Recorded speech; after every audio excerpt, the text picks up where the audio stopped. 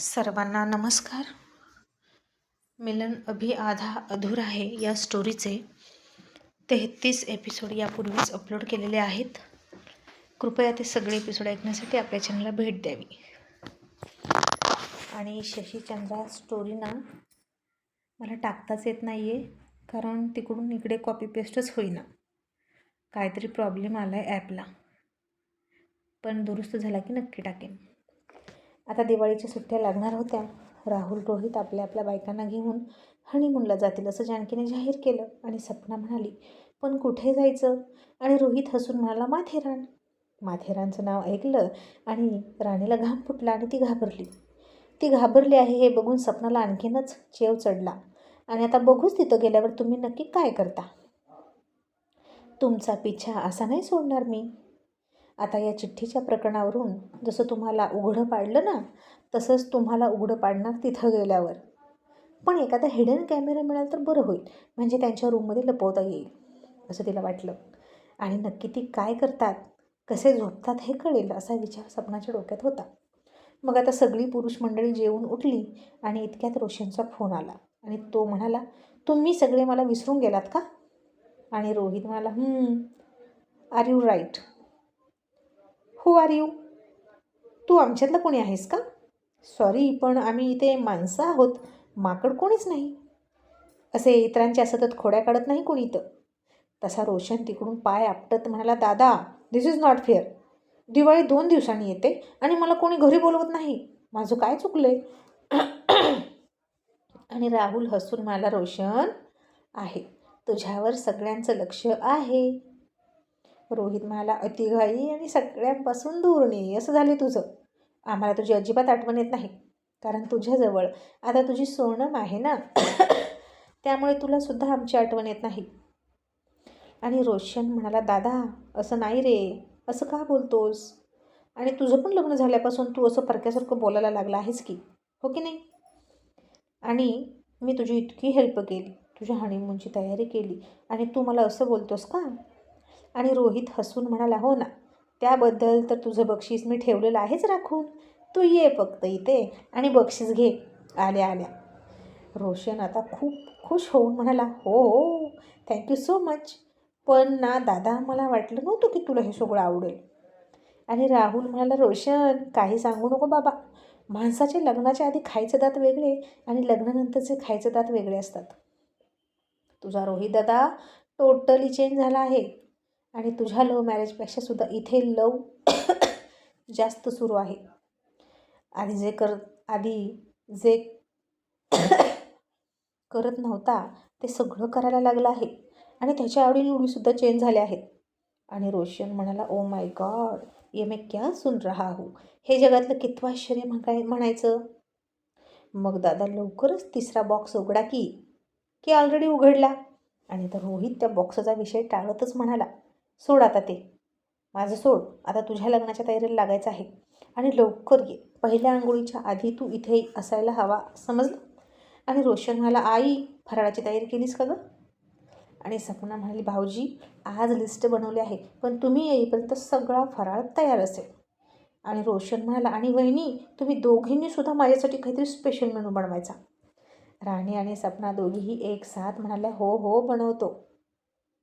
मग मल्हारराव आणि जानकीकडे फोन दिला आणि ते सगळे तिकडे जाऊन बोलायला लागले.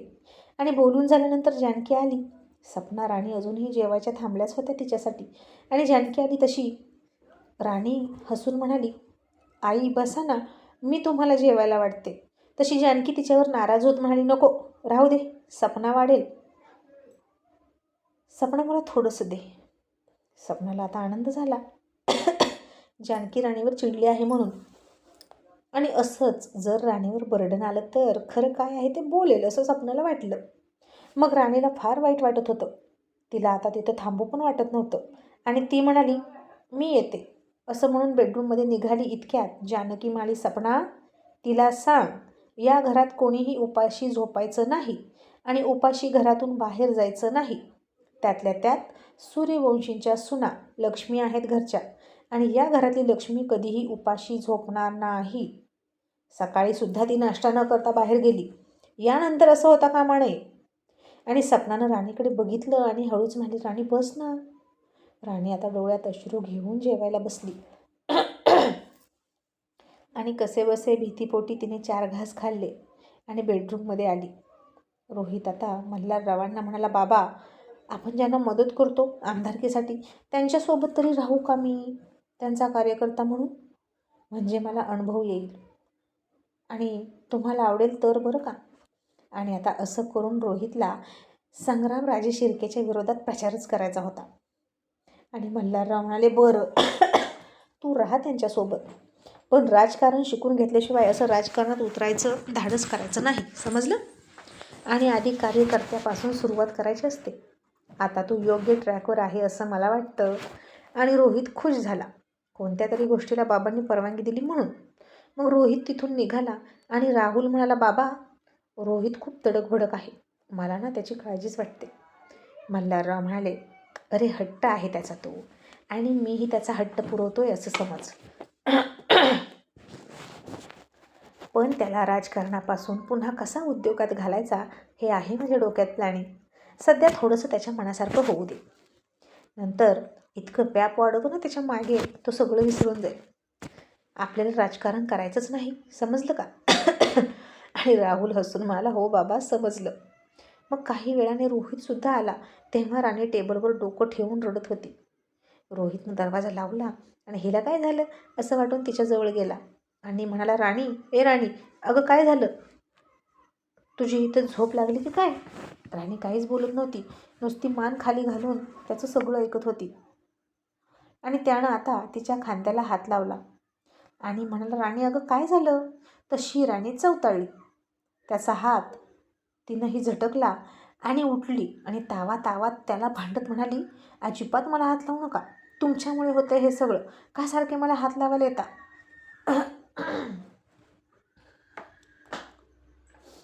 आणि माझा फायदा घेता का? आणि मगाशी काय म्हणालात की नवरा बायको आहोत हे सिद्ध करून देण्यासाठी आता माझ्या बायकोला सगळ्यांसमोर किस करू का? सर, मला कळतात बरं का तुमचे बहाणे जवळ येण्याचे माझ्या. रोहित म्हणाला, अगं काय झालंय? आपल्यामध्ये एकमेकांना टच करणं, मिठीत घेणं अलाउड आहे ना, असं तूच म्हणालीस. मग आता काय झालं? राणी, तू म्हणतेस ना ते एकदम खरं आहे. लग्नाच्या आधी आपलं जे मत होतं ना ते आता आपण चेंज केलं की नाही टच करण्याबाबतीत? काहीच टच होणार नाही असं बोललो होतो आपण, पण आता होतोय आणि परिस्थिती बघून वागावं लागतं आणि निर्णय बदलावे लागतात. आणि राणी तशीच आणखीन चिडून म्हणाली, ते असू द्या, पण मी तुम्हाला फक्त टच अलाउड केला आहे म्हणून तुम्ही माझ्या खाजगी गोष्टीत घुसायचं नाही. काहीही बोलता आणि काहीही विचारता.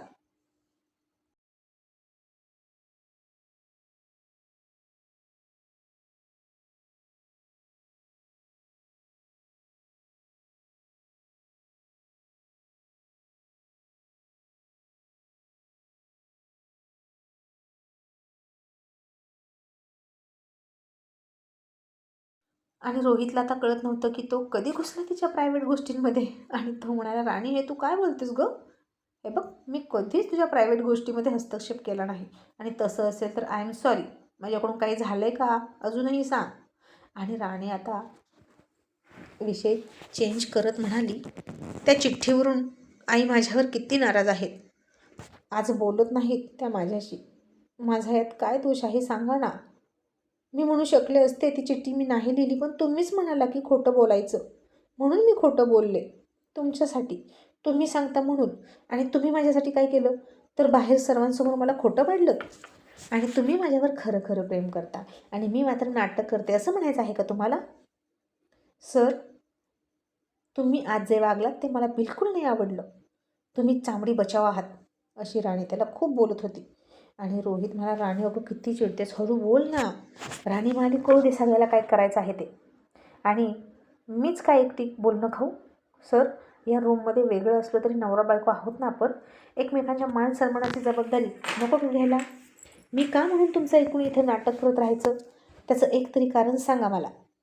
तरीही मी सगळं करते आणि उलट सगळं तुम्ही माझ्यावर ढकलता का? आणि रोहितने सरळ तिच्या हाताला पकडलं आणि राणीनं पुन्हा त्याच्याकडे चकित होऊन बघितलं आणि म्हणाली, सर, हे तुम्ही काय करता?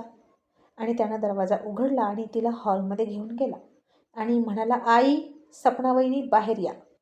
राणी घाबरून म्हणाली, अहो, आता त्यांना कशाला बोलवता?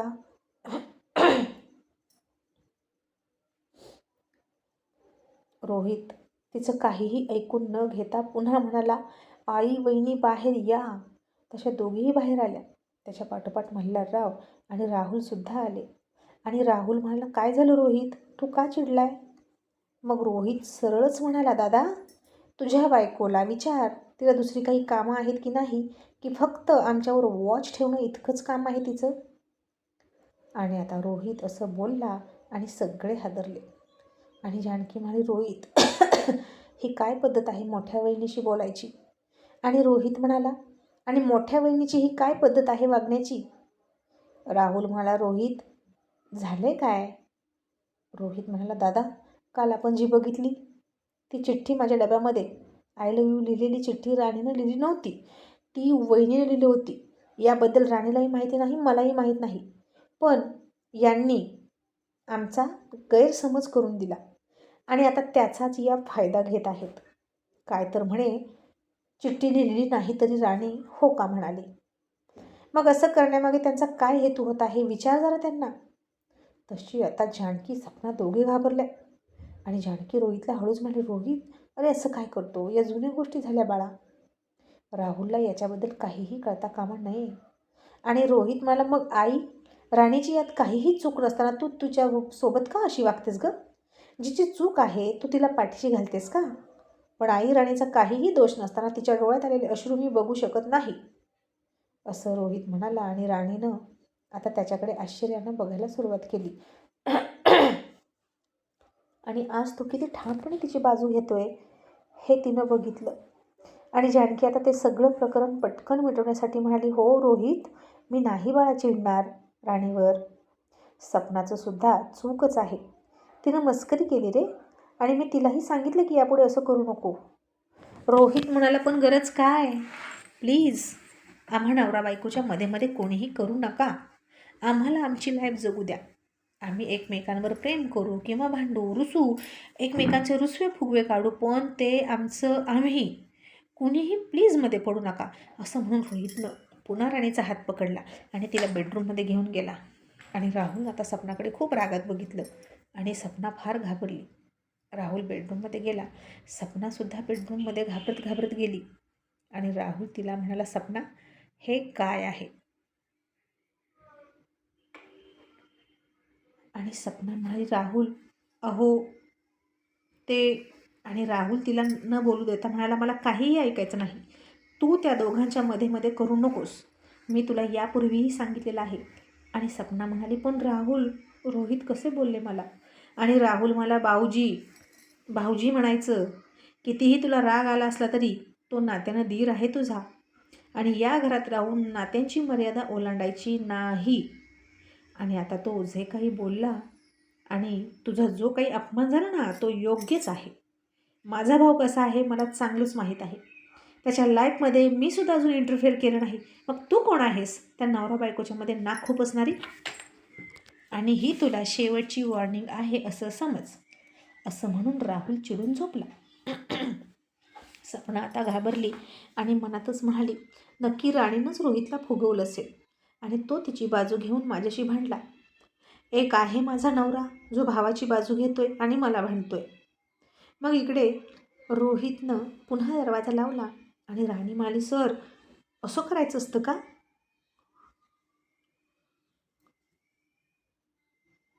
अशानं गैरसमज वाढतात. रोहित म्हणाला, नाही, उलट गैरसमज क्लिअर होतात. मला नाही आवडत असं. राणी म्हणाली, अहो, पण त्यांना आणखीन वाटलं असेल ना मीच तुम्हाला फुगवलं. रोहित बेफिकीरपणे म्हणाला, आय डोंट केअर. पण तुला पुन्हा वाटू नये की मी तुझा फायदा घेतोय. आणि मी तुला सांगितलेलं आहे की या घरात तुझ्यावर कोणत्याच बाबतीत अन्याय होणार नाही. आणि म्हणून मी हे केलं. आणि राणी म्हणाली, ते ठीक आहे, पण मला एक सांगा, मघाशी तुम्ही आईंना म्हणालात सर्वांसमोर बायकोला किस करू का? ते चालणार नाही सर. आणि माथेरानला खरंच जातोय का आपण? मग तुम्ही सगळंच खरं करून दाखवणार की काय? मी जे काही म्हणाले ते. आणि रोहितनं आता ओळखलं की ती इमोशनल ब्लॅकमेल करून माझ्याकडून खरं खरं काढून घेते आणि तिला रिलॅक्स व्हायचं आहे. भेली असेल ना आता मनातून. आणि रोहितनं आता थोडंसं गूढ हसत असलं काही करणार नाही म्हणून मान हलवता हलवता म्हणाला, हो. सगळं खरं खरं तर झालंच पाहिजे ना राणी, तू जे म्हणाली ते. राणीला पुन्हा टेन्शन आलं आणि तो हसूनच तिला म्हणाला, राणी, बेडवर झोपण्याचा तुझा 1 आठवडा संपला. आता तू खाली झोपायचा आणि मी बेडवर. तशी राणी पटकन पळत गेली आणि बेडवर बसली आणि म्हणाली, हे बघा, काल तुम्ही ना माझ्या आठवड्यातला 1 दिवस वापरला आणि बेडवर झोपला होता, म्हणजे माझा आणखीन 1 दिवस शिल्लक आहे. रोहित मला, राणी, आता मला खाली खाली झोपून झोपून सर्दी यायला लागली. राणी माहिती काही नाही, आज मी झोपणार म्हणजे झोपणार, माझा कालचा दिवस भरून काढणार. असं म्हणून बेडला टेकली. रोहितनं आता तिच्याकडे रोखून बघितलं आणि म्हणाला, खरंच ऐकणार नाहीस का? आणि राणी म्हणाली, नाही ऐकणार. आणि आता रोहित एक एक पाऊल तिच्या दिशेनं यायला लागला. आणि राणी म्हणाली, सर, तुम्ही असं का बघताय माझ्याकडे? इकडे कशाला येत आहे? रोहितनं त्याच्या ओठांवरून जीभ फिरवली फार विचित्र प्रकारे, टपोरी मुलांसारखा. आणि राणी घाबरली आणि आणखीन पाय पोटात घेतले आणि मागं सरकून म्हणाली, सर, तुम्ही काय करताय? सर, दूर व्हा, जवळ येऊ नका. रोहित आता तिच्या खूप जवळ आला, इतक्या जवळ की तो तिच्या तोंडाकडे तोंड घेऊन गेला. तशी राणी तिथून घाबरली आणि पळाली. तसं त्यानं तिच्या हाताला पकडलं आणि भिंतीला टेकवली. राणी आता दुसरीकडून पळत होती, तसं त्यानं दोन्ही हाताने तिला ब्लॉक केले आणि मध्ये घेतली आणि तिच्या ओठांकडे बघत म्हणाला, खरंच नाही ऐकणार का? बोल, कुठं झोपशील? नाहीतर इथेच माथेरान होईल. आणि तिने डोळे घट्ट मिटून छातीसमोर हात घेतले आणि म्हणाली, मी मी मी खाली झोपते, प्लीज प्लीज मला सोडा. आणि रोहितनं आता तिला सोडली आणि खूप हसला आणि म्हणाला, नव्हतं काय करणार, उशी घ्यायला आलो होतो, झोप बेडवर. आणि फक्त आजचा दिवस, आम्ही सूर्यवंशी शब्दांचे पक्के आहोत, असं म्हणून तो चटईवर झोपला सुद्धा. आणि राणी मात्र फार फार घाबरून गेली होती. आणि मग माथेरानला गेल्यावर हा माथेपुरू माणूस काय करेल असा तिला प्रश्न पडला.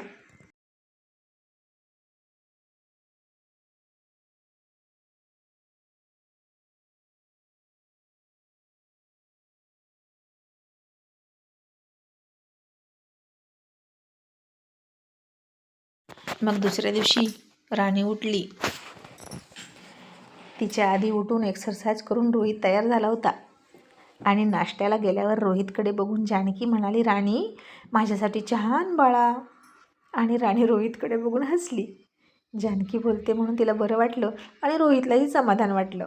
आणि जानकीसुद्धा रोहितचं मन राखण्यासाठी आता बोलली, कारण एका सुनेचं ऐकून दुसऱ्या सुनेवर आई अशी कशी रागवू शकते, असा त्याला प्रश्न पडला होता. मग जानकी म्हणाली, रोहित, आज शेवटचा दिवस ना कॉलेजचा, मग दोघेही लवकर या आणि शॉपिंगला जा, दिवाळी जवळ आली. आणि रोहित आता नाही म्हणालाच नाही. ओके आई, मी आणि राणी सोबत घरी येऊ, असं म्हणाला. मग दोघेही आपल्या आपल्या मार्गाने आणि आपल्या आपल्या वाहनाने गेले कॉलेजला. आज मात्र तो लेक्चर घेत असताना राणी त्याच्याकडे बघून सगळं ऐकत होती. त्याच्यावरती नजर आज पाडतच नव्हती. आणि रोहितनं शिकवता शिकवता तिच्याकडे बघितलं आणि तिची ती नजर बघितली की तोच संकोचायचा आणि दुसरीकडे नजर वळवायचा आणि मनात म्हणाला, ही येडपट माझ्याकडे अशी काय बघते, हिला वेळ लागले का? अजिबात पापणीसुद्धा पाडत नाही. रोहितने आता एकदा बघितलं, दोनदा बघितलं, तरीही राणीची नजर पडतच नव्हती. तो हँडसम, हाताच्या बाया मागे सरकवणारा, मन लावून शिकवणारा, मध्येच उजव्या हाताने केस मागे सरकवणारा रोहित ती डोळे भरून बघत होती आणि त्याची एक एक अदा तिला घायाळ करत होती. आणि रोहित आता वैतागला आणि मध्येच त्यानं एक प्रश्न विचारला आणि सगळ्या मुलांचे हात वर आणि राणीचा एकटीचा हात खाली. तिनं तर तो प्रश्नही ऐकला नव्हता आणि रोहितनं खडूचा तुकडा उचलला आणि तिच्या डोक्यात फेकून मारला. तशी राणी बाणावर आली आणि काय झालं असं म्हणाली. आणि रोहित म्हणाला, छत गळत आहे कॉलेजचं, मोठा पाऊस आला आहे बाहेर, क्लासरूममध्ये सुद्धा पाणी भरलं आहे, पण तुम्ही कुठे आहात मिस मोरे? आणि राणीनं डोकं खाजवत म्हणाली, काय आता पाऊस, कसं शक्य आहे? असं म्हणून पायात बघितलं, खरंच पाणी साचलंय का? तसा अख्खा वर्ग राणीला हसायला लागला. आणि नॉनसेन्स म्हणून रोहित त्याचं पुस्तक उचलून बाहेर निघून गेला. आणि राणी म्हणाली, सरांचा क्लास संपला पण.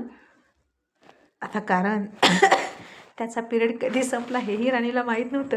आणि तिच्या मैत्रिणी म्हणा, राणी मग तू काय करत होतीस? सरांकडे बघत होती की काय? राणी तुला अक्कल आहे का? घरी तुझा नवरा आहे तरी तू सरांकडे बघतेस का? शेम ऑन यू राणी, तुला लाज वाटली पाहिजे.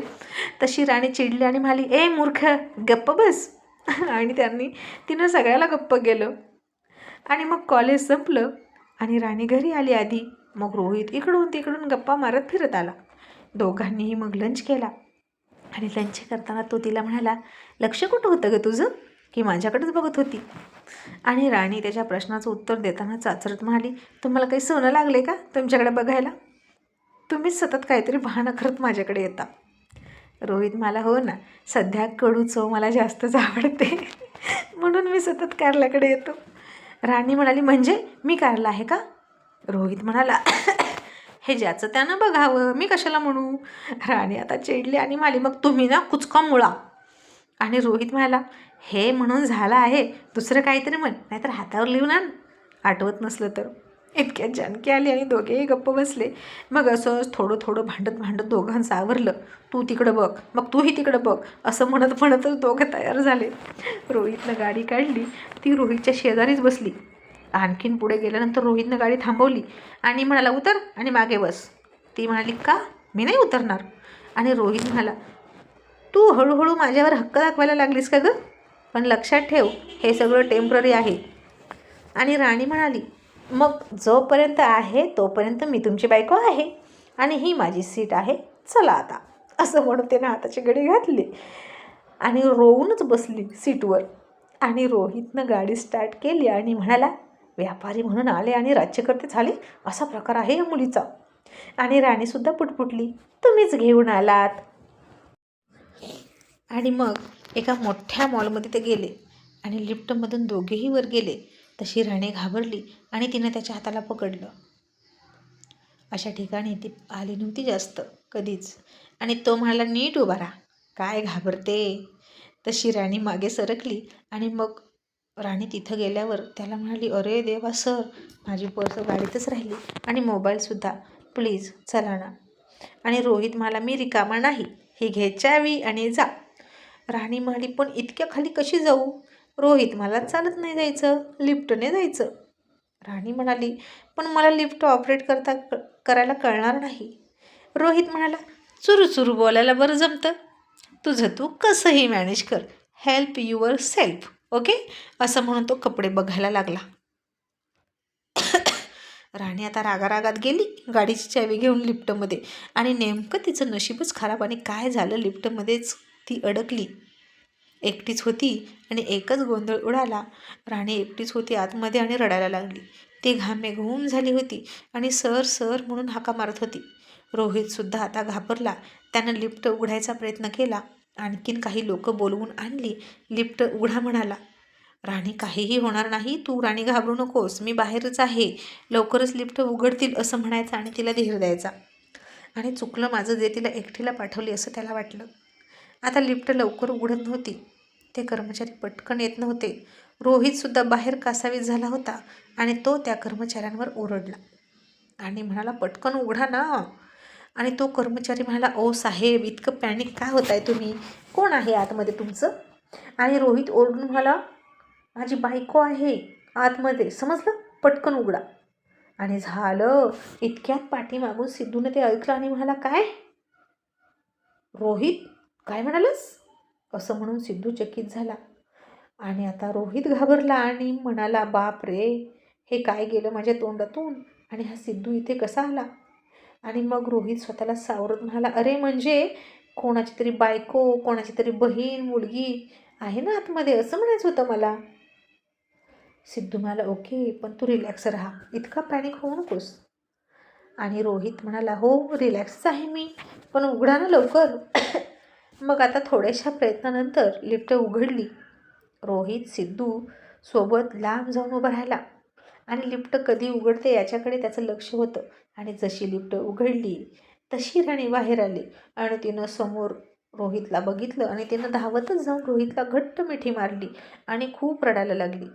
आणि ते सगळं बघून सिद्धू मात्र चक्रावला आणि रोहित घाबरला.